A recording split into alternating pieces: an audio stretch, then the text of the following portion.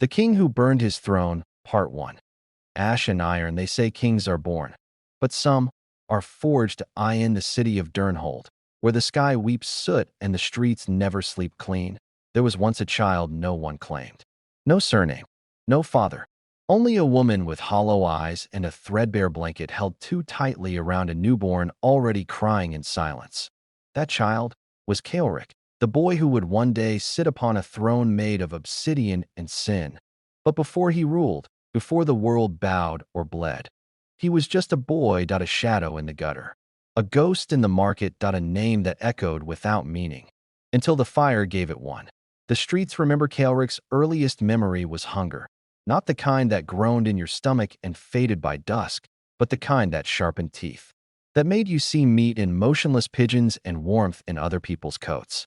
A hunger that turned boys into beasts and mothers into thieves. His mother had no name he remembered, only a voice that always sounded tired. She sang to him when the blood on her knuckles wasn't fresh. And when she didn't return from the alleys one day, no one went looking in. No one ever did. He was 6 when she vanished. 6 when he first stole from a dying man's pocket. 6 when the gutter rats fought him for crusts of mold. And he learned that everything in Durnhold had teeth, even the shadows.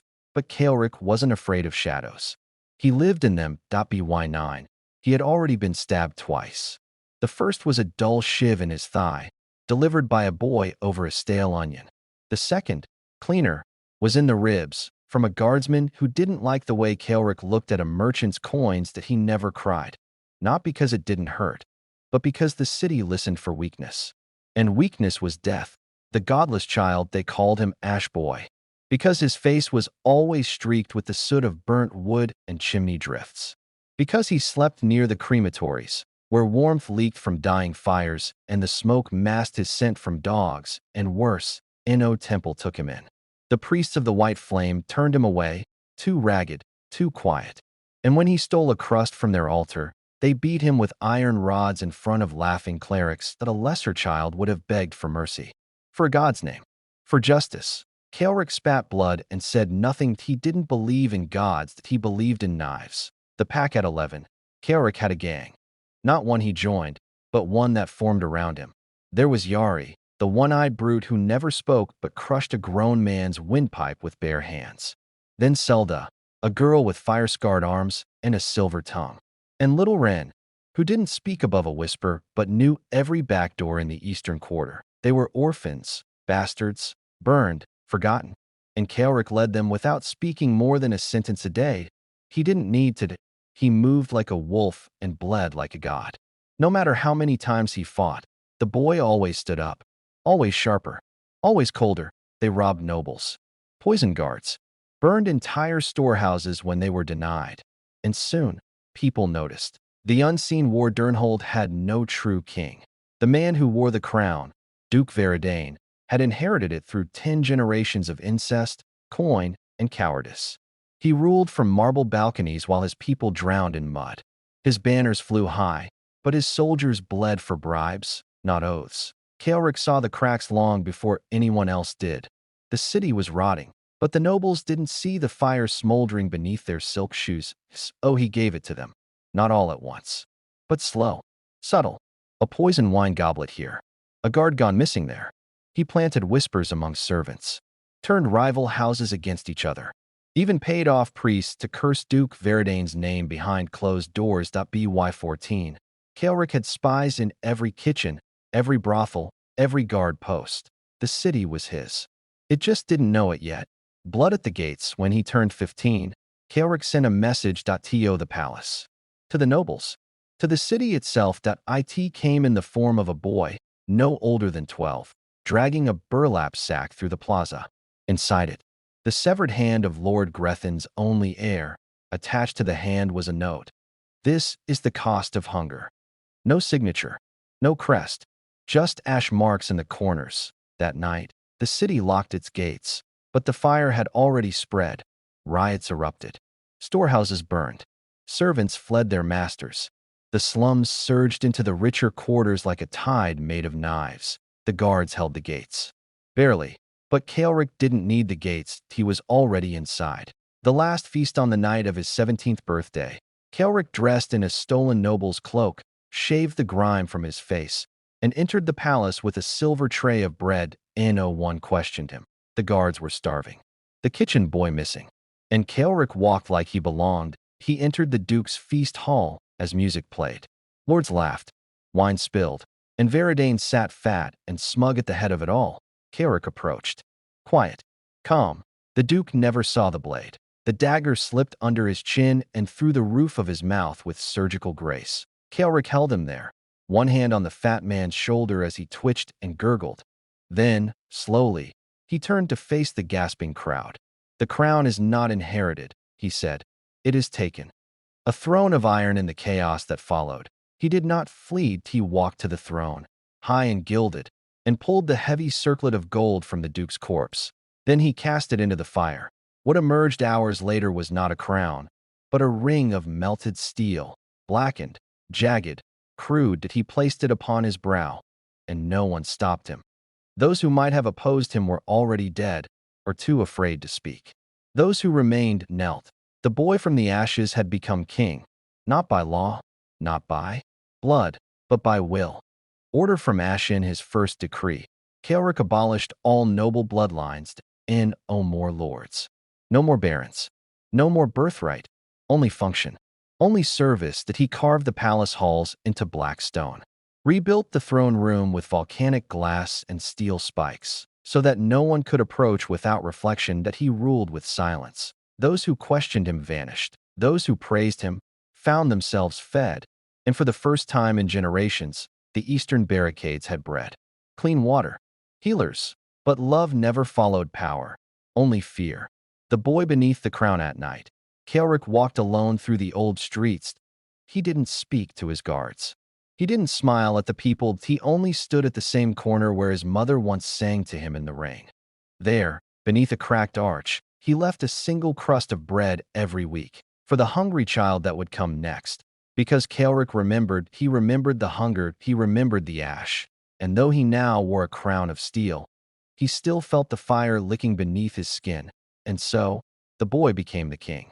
But power gained in fire rarely cools, and peace, when built on blades, never lasts. The throne was his for now. Would you like me to begin part 2? The Dreadfire Crown. The king who burned his throne, part 2. The Dreadfire Crown. They called him king, not out of reverence, but because they were afraid not to. The boy from the slums, Kaelric of Ash, now sat on a throne forged not of inheritance, but of violence. The golden crown of Durnhold had been melted down in a roaring fire the day after he slit the High Duke's throat. In its place, he wore a ring of warped, blackened iron around his brow, so sharp it once left a scar across his temple after a long, bitter rain. That he did not wear robes. He did not feast. He did not smile. His court was not made of lords and ladies, but of orphans, exiles, and outlaws. People like him. People who survived. But even among survivors, there were rules. Kaelric's rule was simple: serve or be silenced.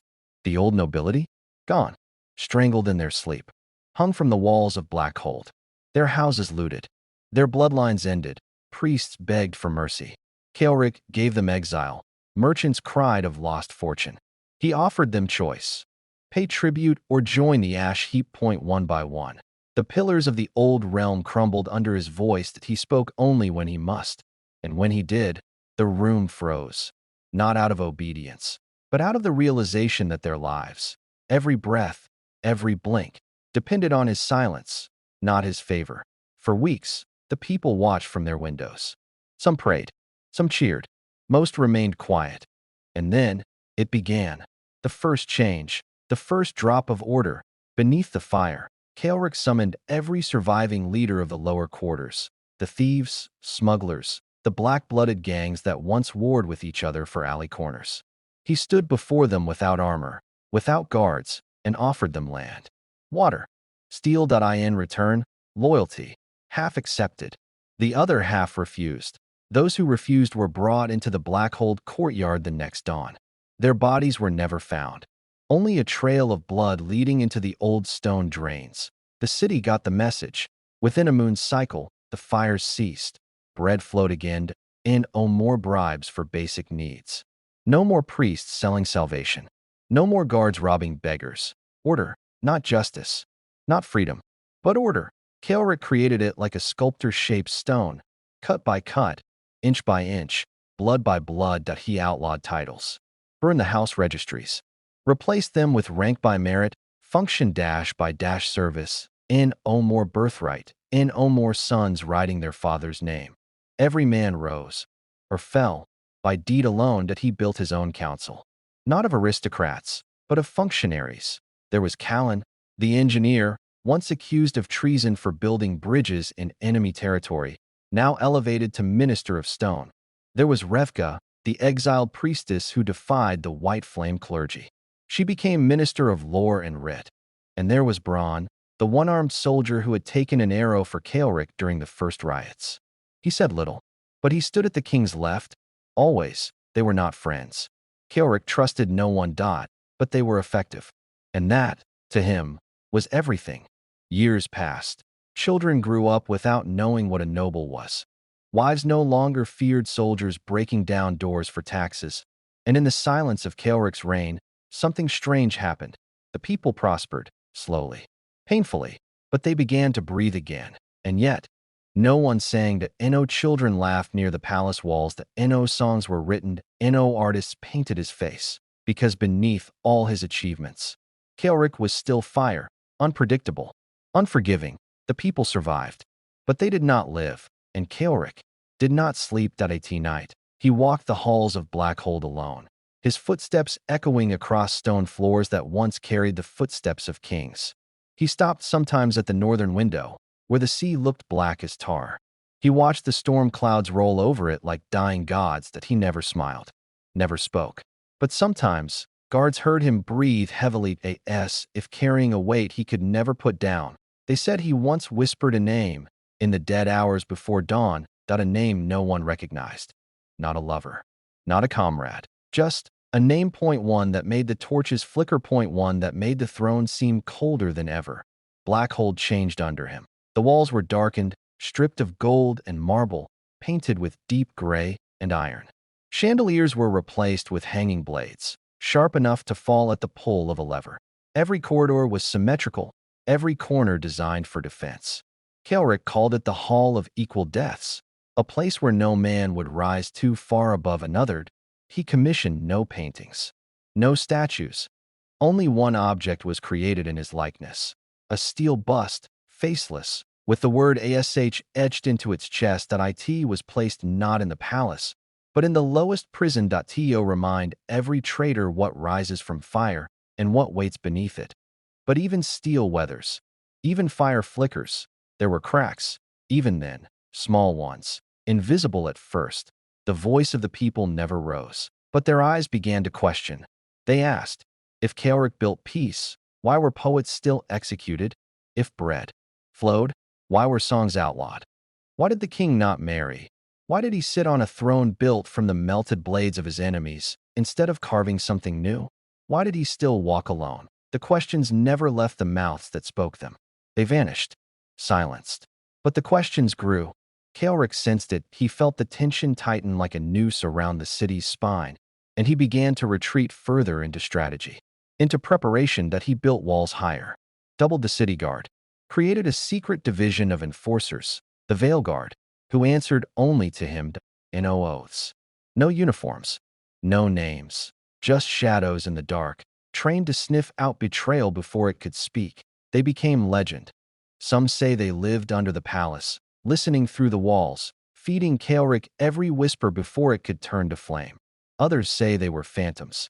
Either way, Kaelric never smiled again, and the city grew silent. There were no wars and no famines, only the long, quiet sound of obedience, 1,000 choices made not from loyalty, but fear, until one day, 5 years into his reign, a woman was brought to the palace in chains. Not a noble, not a rebel. A healer, a spy. A woman with scars and silence in equal measure. Her name was Serenia, and she would not bow. She would not beg. She would change everything. But that is a story for another night. In the years of his rule, Kaelric brought order, but order without breath is still a cage. And every king who builds his walls too high eventually forgets how to leave them. Would you like me to begin part 3? Serenia of the Vale next. The King Who Burned His Throne Part 3. The Silence of the Crown. They said the crown never wept. Not for the hungry, not for the murdered, not even for the blood that glistened on the stairs of the Hall of Judgment. But Kaelric had learned early in his reign, even a crown, forged in fire and fury, had ghosts that whispered in its hollows that it began in winter. Not a gentle snowfall, not a poetic frost, but a devouring cold that cracked marble and twisted iron. The western borders, once lush with vineyards and rebellious merchants, turned gray, starving, clawing at the gates of their own cities. Farmers dug their hands into frozen earth, finding no seeds, only stone. Kaelric stood at the Tower of Wind, his dark cloak thrashing behind him, watching the clouds roll and like a beast returning to its kill. Beside him stood Rena, the only voice left unbroken in his court. The North will not survive another month, she said. They're burning books, temple doors, even the bones of their dead. Kaelric didn't speak. His hands, still marked with old war scars, rested against the icy stone. There was no comfort in the height of the tower. No silence deep enough. Send them grain, he said finally. There is none. Then send soldiers. To do what? Her voice cracked slightly. They cannot fight frost. He turned toward her then, eyes that once terrified generals now hollowed with something worse than rage, knowing. Then they will carry the dead, and they will learn the names of the ones we failed. Rena bowed her head. I'll command it. But even her words faltered, because this wasn't war. This was something else. A reckoning not written by man, but perhaps by gods long dead. And Kaelric, for all his steel and glory, could not command warmth from the sky. The silence began to rot the palace from within. First, the voices in the throne room grew few. His warlords returned to their regions. His council shrank, disease, fear, ambition. One by one, they found reasons to vanish, to tend their own. Only a few dared remain. Rena, ever loyal. Loric, the high physician, who spoke less and stared more. And a man known only as the Whisperer. A cloaked figure Kaelric had kept since the night of the burning crown, when a dozen nobles fell to fire and steel. You must speak to the people, Rena urged one evening. I have spoken, Kaelric answered. They do not need my voice. They need warmth. They need time. They need a king who still breathes. At that, he rose, slowly, not in rage, but with a gravity that bent the room. I gave them peace, he said. I gave them law and justice and an end to the tyrant's hunger. You also gave them a silence so deep they no longer know your heart. Kaelric's gaze settled on her, and for the first time, he asked softly, Do you? Rena did not answer. The crown weighed more now, not just on his head, but in his blood. Every step in the halls of stone echoed like the march of ghosts. The portraits of kings past shattered, their eyes hollow, their names lost in Kaelric's burning that he no longer wore the golden diadem. It had been melted, reforged into the blade that now lay across the throne. Unnamed, just steel. He had chosen it that way in no more kings crowned in arrogance. Only thrones marked by what they had sacrificed. Still, the silence of the court was not empty. There were whispers out of the north breaking off out of rebels under a new banner. A silver stag on a field of ash of a child claiming to be of the old line, blood of Elissa the Just, come to reclaim the soul of the kingdom, and most dangerous of all, of Kaelric losing the will to rule. It was on the 77th night of the long cold that Loric came to him. There's sickness, he said. Not from hunger, not from cold. Something older. Kaelric looked at him from the window. You mean plague? I mean death that smiles. He was not one for poetry, which meant it was real. They come with black eyes and red breath. They whisper things to their loved ones before they die. Whole villages vanish, and the ravens don't leave the corpses. Kaelric nodded once. Burn the bodies.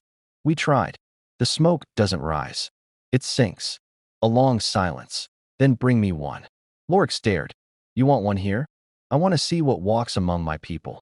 3 nights later, they brought the boy that he was no older than 10. Bare feet, skin blue with cold, lips stitched by frost. He did not blink. Name? Kaelric asked. Silence. Who is your family? The boy raised a trembling finger and pointed. Not at the guards, not at Rena, not at Lorik, but at the empty throne. Kaelric approached slowly. "What do you see?" he asked. The boy's lips moved. Kaelric leaned closer. "I see fire," the boy whispered, "but it burns from beneath the stone." Then his eyes bled, and he screamed, not with a child's voice, but with a sound like stone cracking under centuries of ice. It took 3 guards to hold him as he died. His last breath turned to steam and etched a single word on the wall behind the throne: return. What followed was worse than war, not because of bodies, but because truth began to wake. They came not from kingdoms, but from depths, things forgotten by time, names erased from scripture. The whisperer said little, but that night he spoke. "They do not come for your kingdom, Kaelric. They come for your silence." The king's eyes narrowed. "You know what they are. I know what they were." Kaelric stood. "Then tell me." The whisperer turned his hooded face toward the fire and spoke the name only found in one book, a page Kaelric had burned long ago: Valatharan. Kaelric froze. That name had not been uttered since the war that carved the eastern hills. The Valatharan, the god beneath gods, the one unspoken, the eater of memory. "You burned his name," the whisperer said, "but not his mark. You wear it." Kaelric turned to the mirror and saw, for the first time in years, his bare chest. There, hidden beneath old scars, was the brand, a twisted flame, crowned by eyes that he had forgotten, but the god had not. And so came the reckoning, not from armies, but from the throne itself. Stone cracked. Fire leaked from the base. Voices spoke through the walls. The palace was no longer a place of power. It was a gate, and Kaelric had become its key. "Why me?" he asked the darkness one night. The wind answered, "You were willing to burn what you loved. That is the price." He laughed, a single breathless sound. "I gave peace." "No," the voice whispered. "You gave silence." And so the king who burned his throne began to learn that silence is never empty, that it is filled with everything we do not say. And every crown we wear in silence will one day whisper back. To be continued in Part 4. What the Flame Remembers. The King Who Burned His Throne, Part 4. The throne beneath the flame. The fire no longer scared him. It had once, when he was a boy, when his father had thrown him into the pit behind the barracks, yelling at him to learn what pain means if he wanted to rule. The memory still scorched Kaelric's bones. But now, fire was his shadow, his breath, his will, and he would need every ember of it for what came next. Point 1. The rebellion of loyalty. The Iron Court had fractured, not from the outside, but from within. Generals who once drank wine at Kaelric's side now questioned his rule in whispers behind chamber doors. The nobles of Elenvar and the Ice Lords of the North had started refusing tributes, their banners raised without his sigil. The king had become a ghost in his own land, they said. But ghosts, Kaelric knew, were dangerous things, especially when they remembered who had buried them alive. Kaelric stood above the war table in the Hall of Cinders. Before him, a map of the 7 kingdoms, scorched at the edges, ink bleeding where fire had touched it too many times. His eyes moved across every stronghold, every mountain pass, every bastion that once swore blood oaths to his name. Now, half of them no longer burned his banner. "They think me weakened," he muttered, "because I showed them mercy, because I didn't raise them all." The room was silent. Only Varion remained, his old commander, his oldest friend, and his most dangerous enemy, if he ever chose to become one. "You showed them humanity," Varion replied, voice low. "They see that as a flaw." Kaelric laughed bitterly. "Then let them choke on steel and regret. Summon the Ember Legions. We ride at dawn." Varion didn't move. "Kael," he said softly, "you're not the same man who took the throne, and I'm not sure that's a bad thing."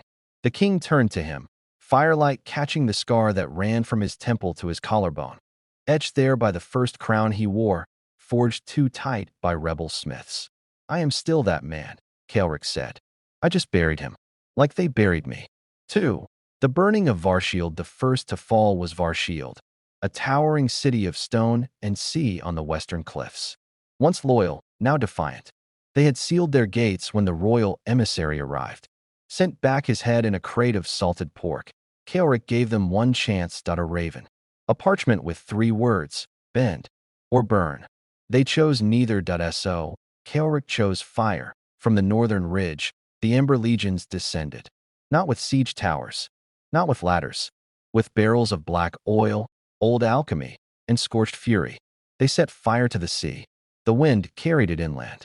The city's stone walls became ovens. When the gates finally cracked, Kaelric entered first, not with a sword, not with a crown. With a torch, he walked the main street as the people screamed around him, the torch's light making monsters of his face. He found Lord Cassiar in the keep, clutching a blade, drunk on despair. Kaelric said nothing. He handed Cassiar the torch. "Burn it yourself," the king whispered. "That way, your people will call you the monster, not me." Cassiar fell to his knees, but he took the torch and lit the hall. When dawn came, Varshield was a smoking carcass by the sea.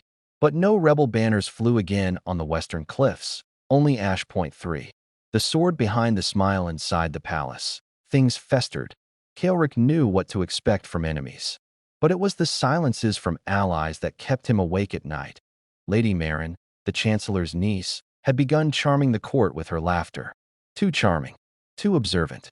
Kaelric suspected she wasn't there to flirt with dukes, but to measure his weaknesses. Her eyes lingered too long on Varian. "She's watching you," Kaelric told him one evening. "And not because of your shoulders." Varian chuckled. "She likes men with ghosts behind their eyes.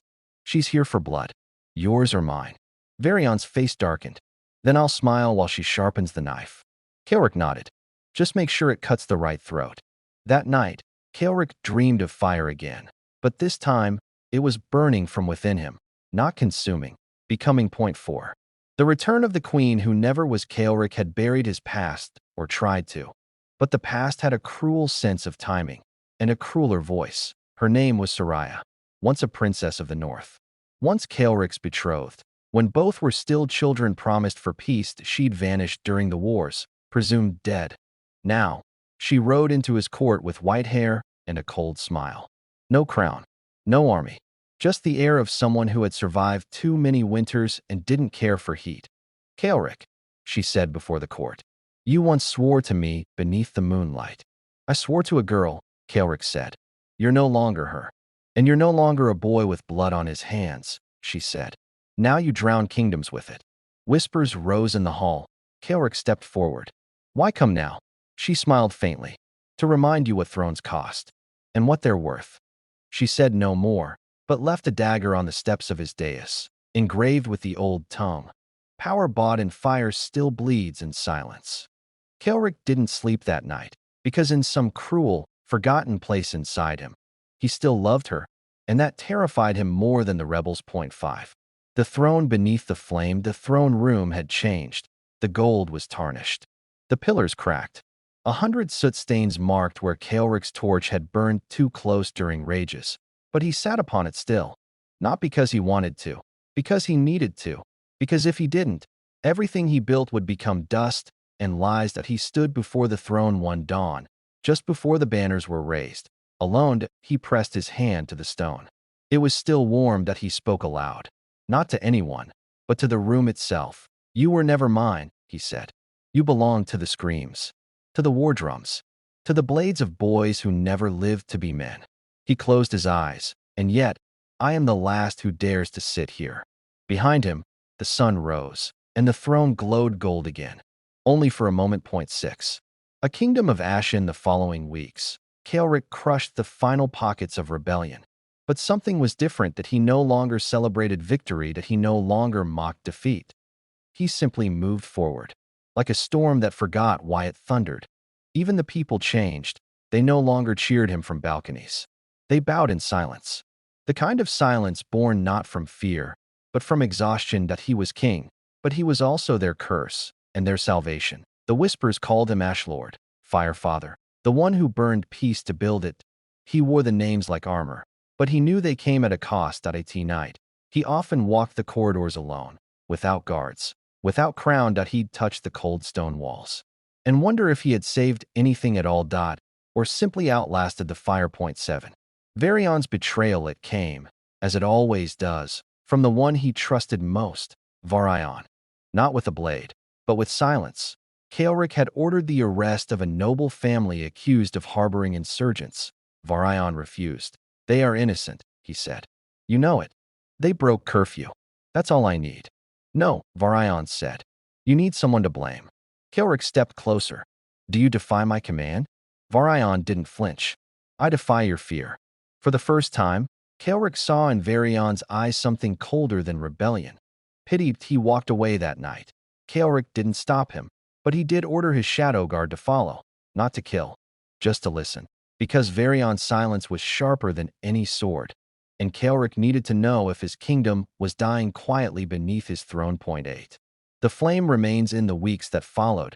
Kaelric ruled with distant precision, edicts, orders, justice by parchment and fire. But inside, something shifted, not weakness, not sorrow, but the flicker of a man who had once dreamed of more than war. That he visited the ruins of Varshield again. Alone, watched the sea kiss the scorched stones. That a child approached him, barefoot, no older than 8. That she didn't bow, just looked at him. Why did you burn us? She asked. Kaelric knelt, removing his crown.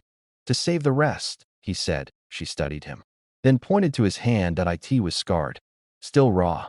You burned too, she whispered. He nodded. We all did. And she walked away, leaving Kaelric alone beneath a sky that knew too many kings and too few hearts. End of part 4. The saga continues in part 5. The heir who carried nothing. Part 5. The Garden of Blood. The day the king's garden bloomed red was the day silence truly died in the halls of Velmoris. It began with a whisper and innocent breath between the petals of dusk. One of the queen's maids had gone missing. Then a boy. Then a priest.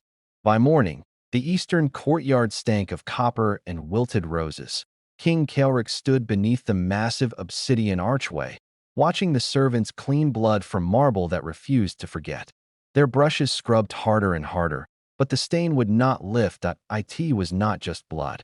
It was memory, the fall of intimacy. Queen Lyra no longer spoke in full sentences.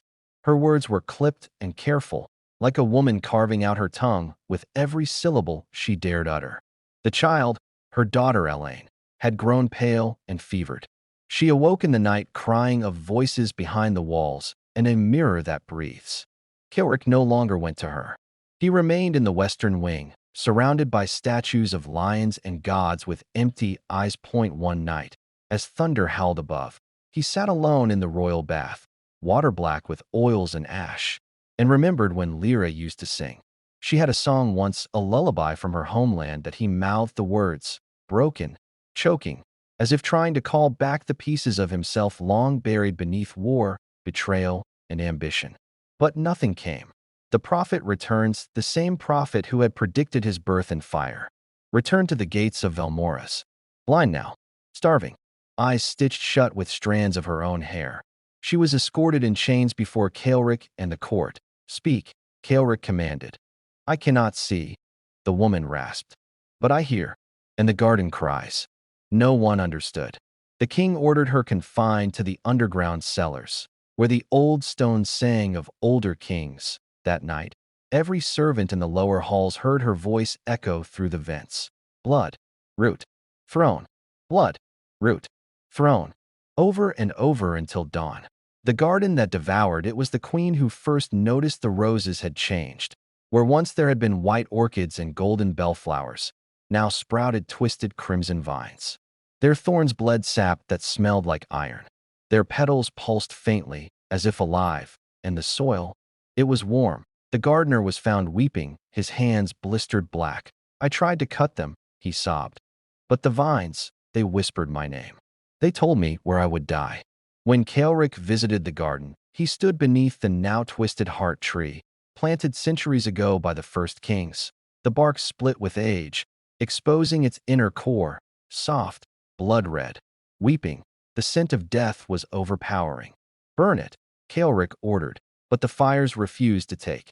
The nobles plot while the king brooded and the land curdled. Whispers among the nobles grew louder.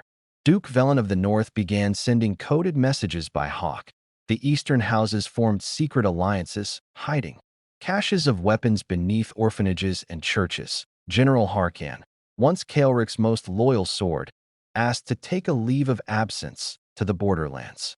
In truth, he was consolidating mercenaries. Kaelric knew that he always knew. but he did nothing that he wanted them to come. Let them try. Let them rise and fall. A feast of silence at the annual Feast of Moons. Only half the court showed. The hall was lined with empty seats and guarded by masked soldiers from the Night Legion. Kaelric dined alone at the high table, a silver crown heavier than steel weighing on his brow. Beside him sat Elaine, her hands shaking as she tried to lift a spoon. The queen was absent. Rumors said she had taken to drinking rainwater and conversing with shadows. Kaelric stood. "My friends," he began, voice like thunder laced with velvet. "I see you. I see the gaps between us. No one moved. No man can rule ashes. So do not make me reduce this kingdom to dust." The threat was cold, simple, beautiful in its finality, and no one dared answer. The collapse of faith. The High Church released a decree. Kaelric was no longer the anointed king. They called him the usurper of flame. All priests were ordered to abandon Velmoris. Holy relics removed. Bells silenced. Kaelric responded by hanging the last high priest from the bell tower. Using the man's own ceremonial chain, the tower never rang again. Instead, crows gathered in droves, nesting inside the steeple, their calls echoing over the city like mourning mothers. The fire beneath the palace. In the dead of night, Kaelric walked the secret paths beneath Velmoris, the catacombs where old kings slept. He wandered into a sealed chamber never before entered. There, carved into the stone, were words he didn't understand. They pulsed red when he neared. At the center of the room stood a throne made not of gold, but bone. That he touched it, and the whispers began, familiar, intimate. It was his voice, but not yet. It said, "The choice." Kaelric returned to the garden. The vines now covered the outer walls. The sky above was stained with strange clouds that never moved. The queen stood barefoot, eyes hollow, crown shattered in her hands. "It's growing," she whispered. "It needs more." "More what?" he asked. "More blood." The final sacrifice. That night, Kaelric ordered the gates closed. No one in, no one out. He sent a single letter across the realm. "You have 10 days. Leave, or rot." 10,000 fled. 100,000 remained. On the 11th night, Velmoris screamed. The garden consumed the southern quarter. Thorns erupted from windows. Statues wept tears of molten red. The palace howled like a beast woken from slumber. In the highest tower, Kaelric watched it all unfold. Not with fear, not with anger, but with understanding. The throne had chosen, and it was hungry. To be continued in Part 6, The Throne That Dreamed. The King Who Burned His Throne. Part 6, The River of Unforgiveness. The moon hung like a slit of judgment in the ash-dark sky, and the banners of Kaelric's empire no longer flew in triumph. They lay in pools of blood and soot, forgotten among the scorched valleys of once loyal lands. The winds that whistled through the deadened forest outside the crumbled walls of Viral were not merely cold. They were bitter, like the breath of something that had waited far too long for vengeance. Kaelric stood alone on the edge of the ruined marble causeway that once led to the Temple of Ascension. The gods carved into its broken steps stared down with cracked expressions. Statues of angels with weeping eyes and warriors with outstretched arms now wore the black masks of flame.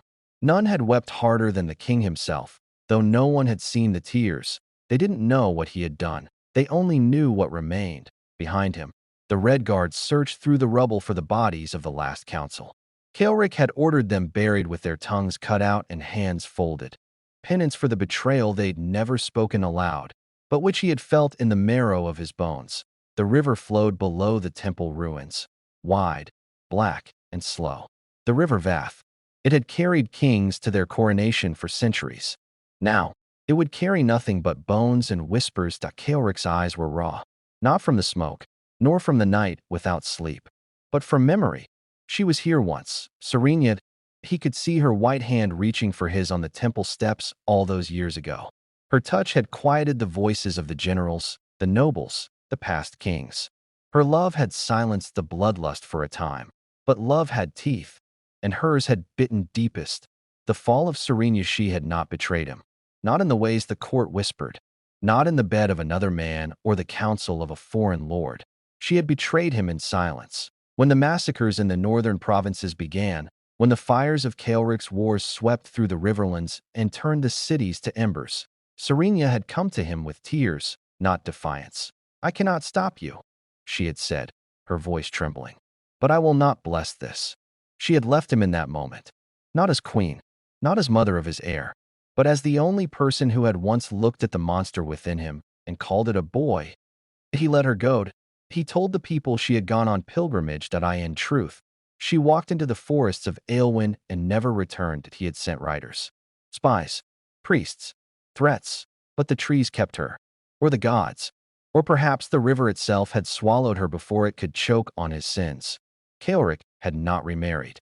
He had not bedded concubines or paraded new lovers through the hall. The throne beside his sat empty. Until tonight, the throne burns twice in the high hall of Iron Cross. Once a seat of golden banners and the laughter of victory feasts, Kaelric walked alone now. The throne room was not silent, for silence is pure. It groaned. The walls creaked with the weight of memory. Tapestries fluttered from burns and claw marks. The iron throne, his throne, still stood, but now it was twisted, melted, reshaped by his own hand. When Serenia left, Kaelric had changed the throne to match the new world. He had summoned the forgers of Shadow Peak. He had them melt it, reforge it from the weapons of fallen enemies, and fuse it with the black veins of obsidian pulled from the cursed mountain of Morvid. It was no longer a throne. It was a warning. And tonight, it spoke back that he sat on it, robes heavy with blood not his own. In his lap, a letter, unopened, delivered from the hand of a dying monk who had stumbled into the castle 2 days ago before collapsing at the gates. The wax was sealed in the symbol of Aelwyn. The last place Serenia had been seen. He opened it, and everything within him shattered. The letter, Kaelric.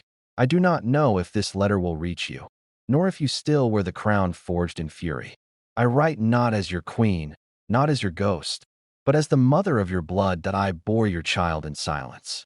In a place where the gods still breathe and judge, our son walks now. He bears no title, no crown, no name of kings, but he bears your fire. He knows who you are, what you became, what you burned, and he will come, not for vengeance, not for war, but for the truth you buried beneath your throne. Kaelric's breath caught. His heart, the same heart that had endured poison, blade, betrayal, and fire, quaked. He rose. The throne felt cold now, like the iron had remembered it was not a seat of glory, but of guilt. The gathering storm, they came to him in the night. The old ones, the seers, the silent, the wrathborn. Each had served him once in fear, then in awe, now in desperation. Your Majesty, said Hark, the blind seer, whose skin was covered in maps of scars. He comes with no army, no banner. He moves through the cities like smoke, and the people speak his name without sound. What name? Kaelric asked, his voice hoarse. He is called Ishkin. Kaelric turned toward the window of the tower. The city below was not what it once was. The statues of him that had risen in every square had been torn down, his edicts painted over. The old songs hummed again. They believed in Ishkin. They believed in his son, and Kaelric could not remember the last time he had believed in anything. The river bleeds. He went to the place he had not dared to go in 20 years.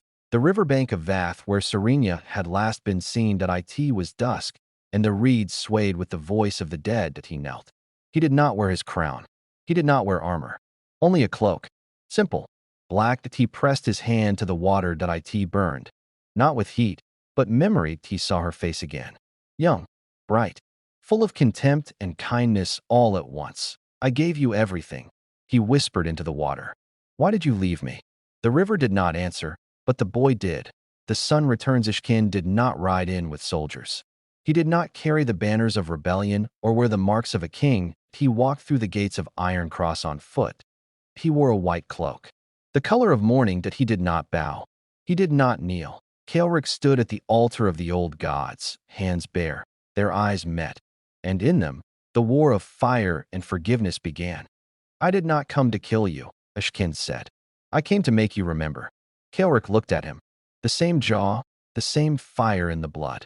But the eyes were Serenia's. I remember everything, the king said. No, Ishkin whispered. You remember the throne, not what it cost.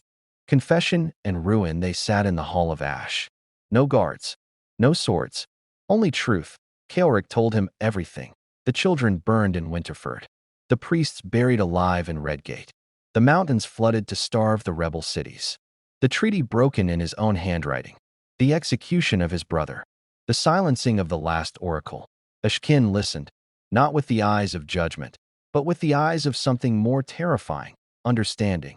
"You thought you were saving us," he said finally. "I thought I had to," Kaelric replied. "The world wanted a beast, so I became one. And now," Kaelric looked at the blackened walls, the shattered mirrors. "Now I want to be a man again. The throne is not enough." Ashkin rose. "If you wish to be a man," he said, "then come. Not to rule, but to rebuild." Kaelric looked at his hands. "Burned, wrinkled, broken. Will they forgive me?" "No," Ashkin said. "But forgiveness is not the fire. It is the ash that remains when all else is gone." Kaelric stood. Together, father and son walked from the Hall of Ruin. The throne behind them stood alone. And then, with a final gesture of fire and mercy, Kaelric turned. He lifted a torch, and he burned it. For the second time in his life, the throne became flame. But this time, he did not burn with it. He walked into the night, a king no longer, just a man, searching for the river again. If you'd like me to begin Part 7, the final. The King Who Burned His Throne, Part 7, the final ember. The throne room was ash now, once opulent with velvet banners, towering stained glass, and golden braziers that lit every inch of power with divine fire. It now stood dark, shadows devouring marble, cracked stone bleeding rain through the shattered dome above that a low wind howled through the scorched cracks in the floor. The iron sigil, Kaelric's emblem, lay on its side, half melted by fire and time. And in the center, beneath the broken spire of what once held the crown of the realm, sat the king. Not the kind you'd imagined. He was thinner now, the war having stripped him of muscle, sleep, and warmth. His beard had grown silvered, tangled with streaks of black. His armor was ceremonial, dinted and bloodstained.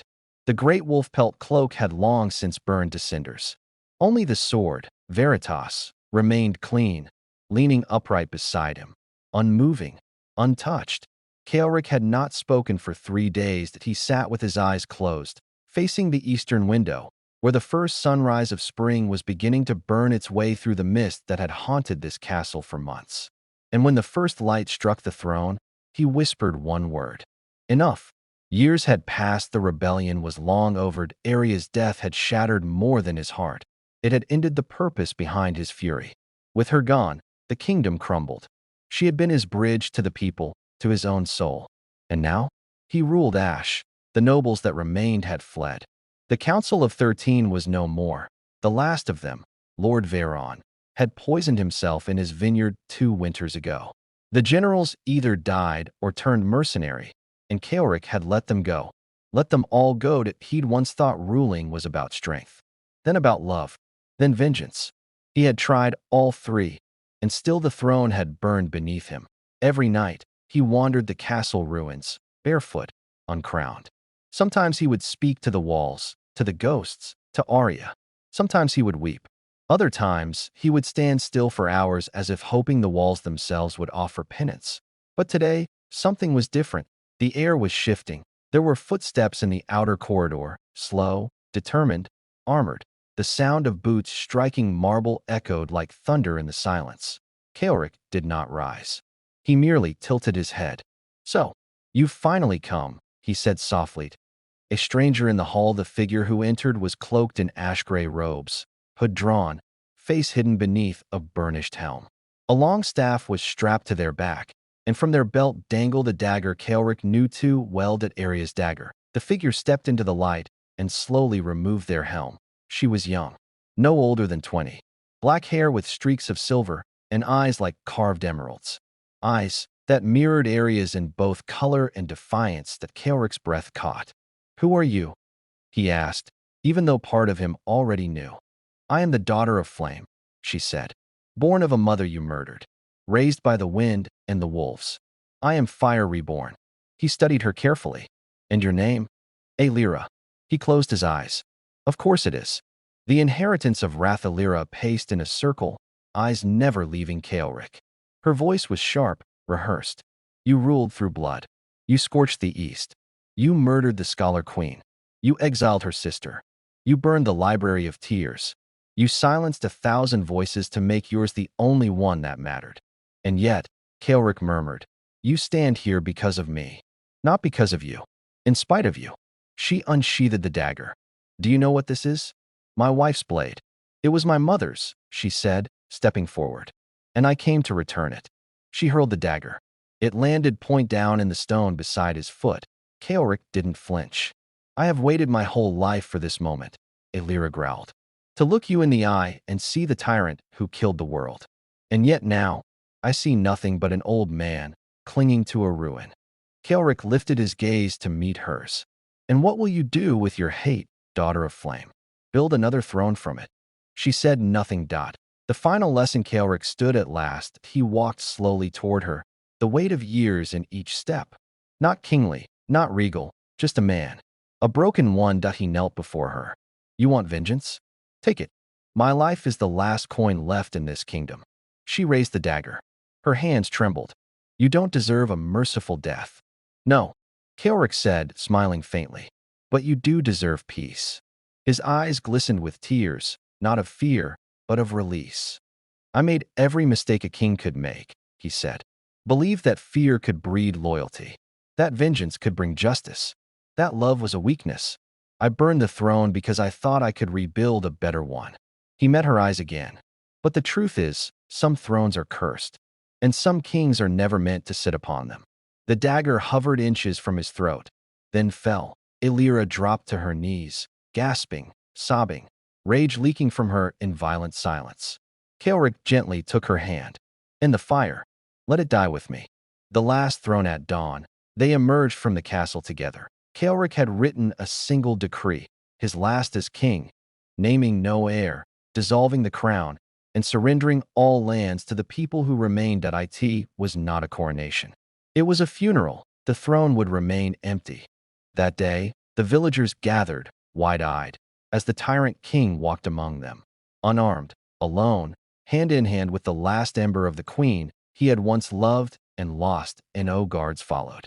No crown adorned his head. He walked to the center of the village square, stepped into the old iron brazier used for royal proclamations, and sat down.